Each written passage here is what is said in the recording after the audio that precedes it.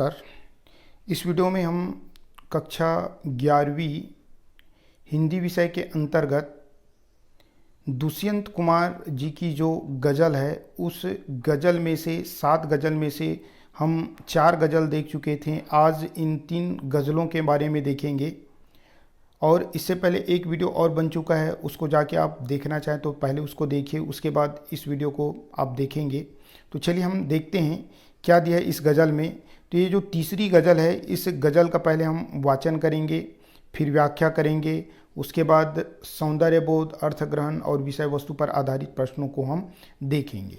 तो चलिए क्या दिया है हमारे पास, वाचन करते हैं। वे मुतमईन है, पत्थर पिघल नहीं सकता, मैं बेकरार हूँ आवाज़ में असर के लिए। तेरा निजाम है, सिल दे ज़ुबान शायर की, ये एहतियात ज़रूरी है इस बहर के लिए। जिए तो अपने बगीचे में गुलमोहर के तले, मरे तो गैर की गलियों में गुलमोहर के लिए। ये 3 शेर है। तो पहले नंबर का शेर अपन लेते हैं और इसके वाचन के साथ जो कठिन शब्द हैं उनके अर्थों को भी अपन देखते हैं। तो चलिए क्या दिया है। वे मुतमईन है कि पत्थर पिघल नहीं सकता, मैं बेकरार हूँ आवाज़ में असर के लिए। तो कठिन शब्दों का अर्थ देख लो। यहाँ पे मुतमईन, मुतमईन का अर्थ होता है विश्वास। मुतमईन का अर्थ क्या होता है? विश्वास। क्या विश्वास है? पत्थर पिघल नहीं सकता, मैं बेकरार हूँ, मैं बेकरार। बेकरार शब्द का अर्थ होता है बेचैन। क्या होता है? बेचैन। और असर का अर्थ होता है प्रभाव। तो शायर जी यहाँ पे इस शेर के माध्यम से क्या कहना चाहते हैं? शायर जी कहते हैं, क्या कहते हैं कि आम आदमी को क्या हो गया है? पूर्णतः मुतमईन यानी पूर्णतः विश्वास हो गया है कि भ्रष्ट व्यक्तियों के दिल पत्थर के होते हैं। जो भ्रष्ट व्यक्ति है उन लोगों के दिल जो है पत्थर के होते हैं। उनका दिल कभी भी पिघल नहीं सकता, उसके अंदर कभी भी संवेदना नहीं हो सकती, ऐसे शायर जी का कहना है। उसके बाद शायर कहते हैं कि वे इसके विपरीत क्या है? बेकरार अर्थात बेचैन है।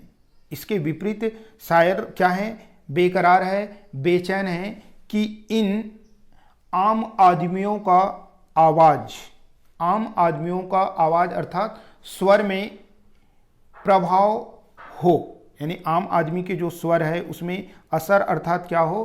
प्रभाव हो, अर्थात उसके अंदर क्रांति की चिंगारी जले, उसके अंदर क्रांति का भाव पैदा हो, उनकी आवाज़ बुलंद हो तथा आम आदमी संगठित होकर विरोध करे तो भ्रष्ट व्यक्ति समाप्त हो सकते हैं।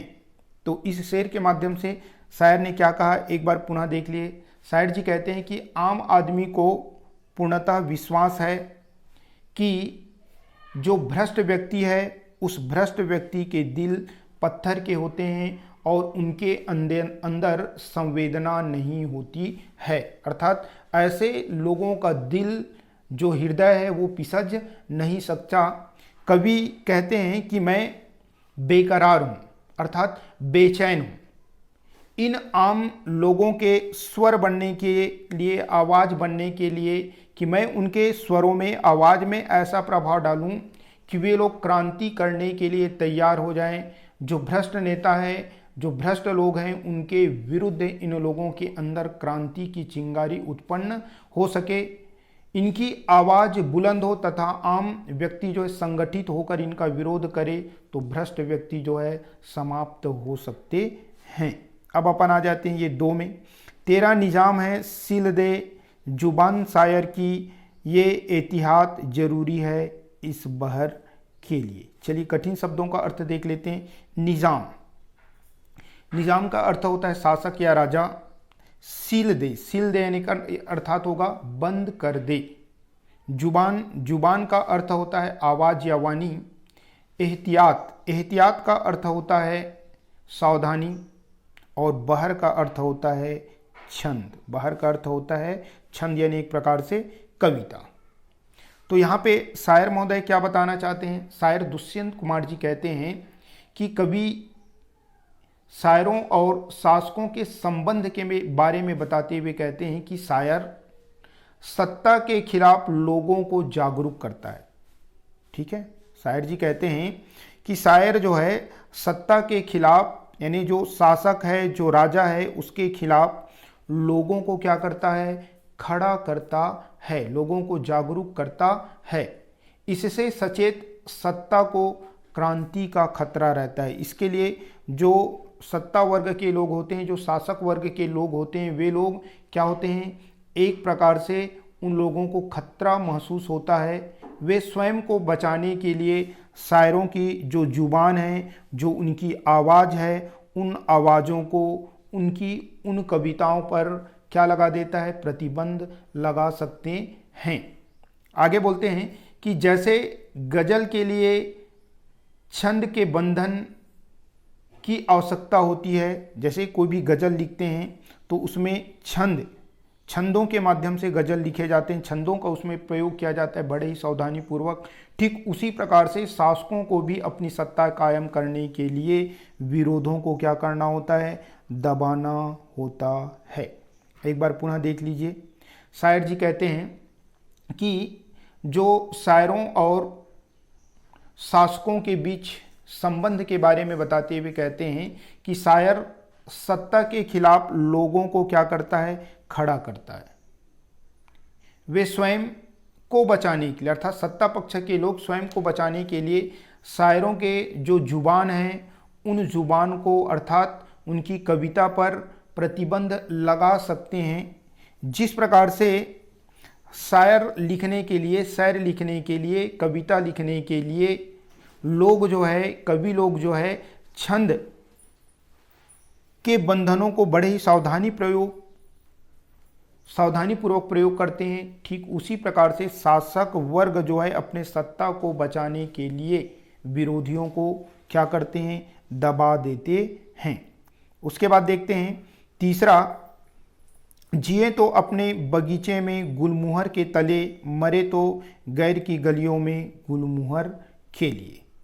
अब यहाँ पे शायर क्या बताने का प्रयास करता है, शायर कहता है कि जब तक हम अपने बगीचे, ठीक है, यहाँ पे बगीचे का अर्थ होता है सामान्य अर्थ उद्यान, लेकिन प्रतीकात्मक अर्थ में यहाँ पे लिया है भारत देश, यानी हमारे देश, भारत देश।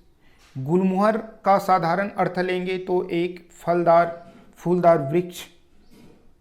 फूलदार वृक्ष लाल फूलों से युक्त रहता है। मरे तो गैरों के यानी दूसरों की गलियों में गुलमुहर के लिए, ठीक है। लेकिन गुलमुहर का प्रतीकात्मक अर्थ में जाए तो सुखद छाया, यहाँ पे क्या हो जाएगा, सुखद छाया, सुख प्रदान करने वाली छाया। तो शायर जी यहाँ पे क्या बताने का प्रयास करते हैं कि जब तक हम अपने बगीचे यानी भारत देश में रहें, तो हम अपने भारत देश की जो सुखद छाया है, उसी छाया के तले, उसी छाया के नीचे हम अपना जीवन व्यतीत करें। और अगर हमें दूसरे के जगह यानी दूसरी जगह जाकर हमें मरना पड़े तो हम ऐसे मरें कि हमारे देश की सुखद छाया के लिए, हमारे देश की खुशी के लिए भी हम दूसरे की गलियों में, दूसरे जगह पे हम खुशी खुशी मरने के लिए क्या हो, तैयार हों। तो इसके माध्यम से पुनः देख लिए साधारण अर्थों में, शायर कहता है कि जब हम अपने बगीचे अर्थात भारत में जिए, गुलमुहर अर्थात सुखद छाया के नीचे जिए, और जब मृत्यु हो तो दूसरों की गलियों में गुलमुहर के लिए ही मरे, यानी हमारे देश के खातिर ही हम दूसरों की गलियों में क्या हो, मरे। दूसरे शब्दों में कि मनुष्य जब तक जिए वह अपनी मानवीय मूल्यों को मानते हुए शांतिपूर्वक अपना जीवन व्यतीत करे, सभी लोग मिलजुल कर एक साथ रहकर, चाहे वो हिंदू हो चाहे मुसलमान हो, सभी एक साथ रहकर अपना जीवन यापन करें। दूसरों के लिए भी इन्हीं मूल्यों की रक्षा करते हुए बाहर की गलियों में मरने की बात कही गई है। तो इस प्रकार से ये हमारा व्याख्या हुआ। तीनों का व्याख्या होने के बाद अपन आ जाते हैं सौंदर्य बोध पर आधारित प्रश्नों पर। भाव सौंदर्य है, यानी इन छंदों में, यानी इन शेरों के माध्यम से शायर ने क्या कहा है, तो कवि सामाजिक क्रांति के लिए बेताब है, साथ ही वह मानवीय मूल्यों का संस्थापक और रक्षक है, यानी लोगों के अंदर जो मानवीय मूल्य है उनको बचा के रखना चाहता है। पत्थर पिघल नहीं सकता से स्वेच्छाकारी शासकों की ताकत का पता चलता है, यानी हमारे देश के जो सत्ता में बैठे ऐसे नेता लोग जो है अपने आदतों से बाज नहीं आएगा, उनकी जो प्रवृत्ति है भ्रष्टाचारी प्रवृत्ति, उनसे वो हटने वाला नहीं है। चाहे लोग जो है उनके लिए कितनों भी प्रयास करें, उनके दिल पत्थर सा है, वो पत्थर का दिल जो है पिघलने वाला नहीं है। उसके बाद देखते हैं भाषा सौंदर्य के लिए आप जो फर्स्ट जो बताया था उसमें जाके देख सकते हैं। पहला तो आप लिखोगे उर्दू मिश्रित खड़ी बोली का प्रयोग, भाषा सरल सुबोध एवं प्रभावपूर्ण है। यहाँ पे जो उर्दू के शब्दों का प्रयोग किया जाएगा उन शब्दों को भी आप यहाँ पे लिख सकते हैं। ठीक है, अब अपन देखते हैं किसमें शैली सौंदर्य में तो प्रतीकात्मक शैली का प्रयोग किया गया है। रस, सांतरस, काव्य गुण, माधुर्य और शब्द शक्ति जो है क्या है, लक्षणा है। छंद यानी मुक्त छंद का प्रयोग किया गया है, कोई भी छंद का यूज नहीं किया गया है। उसके बाद है अलंकार के अंतर्गत यहाँ पे अनुप्रास अलंकार का प्रयोग कहाँ पे है, पत्थर पिघल, पापा वर्ण की आवृत्ति दोनों में शुरू में, इस कारण से अनुप्रास अलंकार भीम का प्रयोग नहीं किया गया है। प्रतीक के रूप में यहाँ पे किसका प्रयोग किया गया है, गुलमुहर का प्रतीकात्मक अर्थ सुखद छाया, और यहीं पे आप लिख लेना बगीचे का प्रतीकात्मक अर्थ है भारत देश। बगीचे का अर्थ जो है भारत देश के रूप में किया गया है। उसके बाद अपन आ जाते हैं अर्थ ग्रहण पर आधारित प्रश्नों में। पहला प्रश्न है वे कौन हैं तथा उनकी सोच क्या है। यहाँ पे वे शब्द यूज किए गए हैं शेर में, तो उसमें वे शब्द का प्रयोग किया गया है, यानी शुरू में पढ़े ना अपन, वे मुतमईन है कि पत्थर पिघल नहीं सकता, तो वे शब्द का प्रयोग जो है आम व्यक्ति के लिए क्या है, यानी वे आम व्यक्ति है। इनकी सोच है कि भ्रष्ट शासकों के कारण समस्याएं कभी भी समाप्त नहीं होगी। भ्रष्ट नेता जब तक रहेंगे तब तक जो भ्रष्टाचार है, जो समस्या है, वो समाप्त नहीं होने वाला है। दूसरा है कवि किसके लिए बेकरार है, तो कवि का मानना है कि आवाज में प्रभाव हो तो पत्थर भी पिघल जाते हैं, वह क्रांति का समर्थक है। किसके लिए बेकरार है, यानी लोगों के अंदर जो हमारे देश की शासन व्यवस्था है उनके खिलाफ आवाज़ उठाए लोग, ऐसे करके वो क्रांति लाना चाहते हैं, तो क्रांति के समर्थक के रूप में, लोगों की आवाज़ को उठाने के रूप में वो बेकरार है। शासक किस कोशिश में रहता है, शासक इस कोशिश में रहते हैं कि उनके खिलाफ विरोधियों का आवाज़ दबा दिया जाए। उनके खिलाफ जो भी विरोधी लोग आवाज़ उठाते हैं उन आवाज़ों को क्या कर दिया जाए, दबा दिया जाए। उसके बाद है शायर की जुबान सिलने का क्या आशय है। शायर की जुबान सिलने का आशय है कि जो भ्रष्ट और अयोग्य शासक है अपने विरुद्ध उठी प्रत्येक आवाज़ को निर्दयता से क्या कर देता है, कुचल देता है। यानी जो भी लोग नेताओं के खिलाफ आवाज़ उठाता है उनको क्या कर दिया जाता है, दबा दिया जाता है, ये इसमें कहा गया है। उसके बाद है पांचवा, शायर की हसरत क्या है, कवि कहाँ और किसके लिए जीने मरने की चाहत रखता है।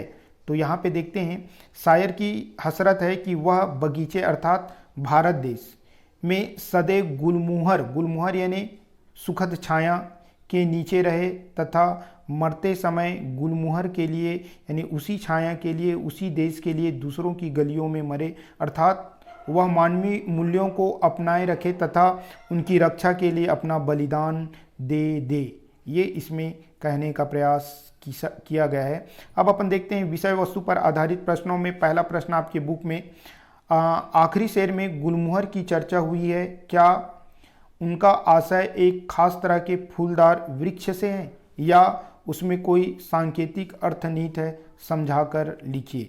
तो अंतिम शेर में जो गुलमुहर शब्द का प्रयोग हुआ है उनका शाब्दिक अर्थ एक खास फूलदार वृक्ष से है, पर सांकेतिक अर्थ बड़ा ही मार्मिक है। इस शेर में कवि दुष्यंत कुमार यह बताना चाहता है कि जीवन वही उत्तम है जो अपने घर की सुखद छाया में हो, घर की सुखद छाया में हो और मरना वह उत्तम है दूसरों को सुख देने के लिए मरा जा सके। यहाँ पे गुलमोहर शब्द का जो अगर हम सामान्य अर्थ देखें तो उसका सामान्य अर्थ हो रहा है एक फूलदार वृक्ष, जबकि सांकेतिक अर्थों में उनका अर्थ हो रहा है सुखद छाया।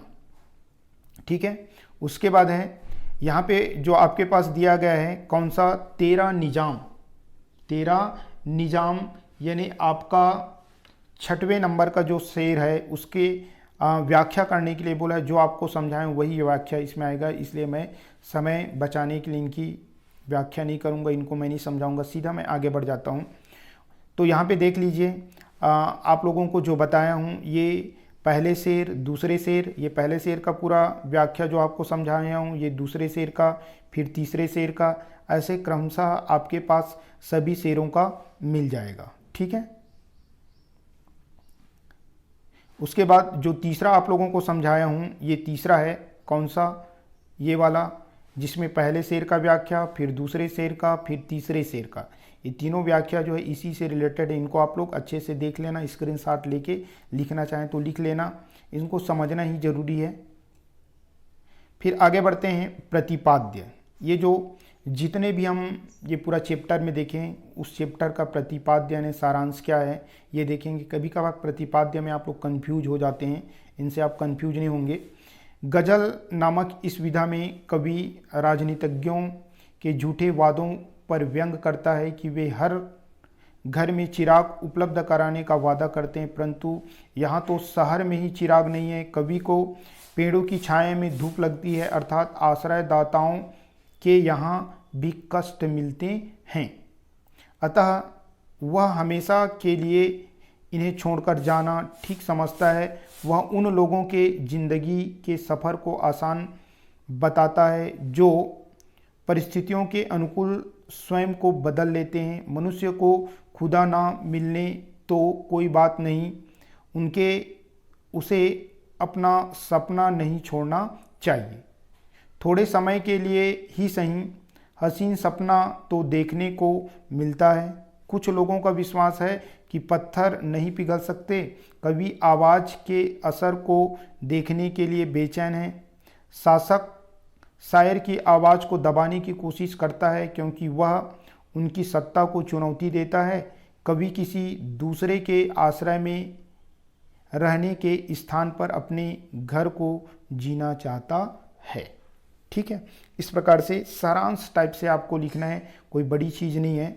उसके बाद है प्रश्न एक है, अच्छा प्रश्न है, कवि के असंतोष के कारण बताइए। कवि जो है इसमें इन शेरों के माध्यम से अपनी असंतोष व्यक्त किया है, तो किस कारण से वो कवि जो है असंतोष है। तो पहला, हर जगह नेताओं के बारे में बताएं, तो इसमें हो जाएगा जन सुविधाओं की भारी कमी, यानी नेताओं के द्वारा जो जन सुविधा उपलब्ध कराना चाहिए वो सुविधा लोगों को नहीं मिल रहा है। दूसरा, लोगों में प्रतिरोध क्षमता का समाप्त होना, इसके बावजूद भी लोग क्या करते हैं, प्रतिरोध नहीं करते, विरोध नहीं करते।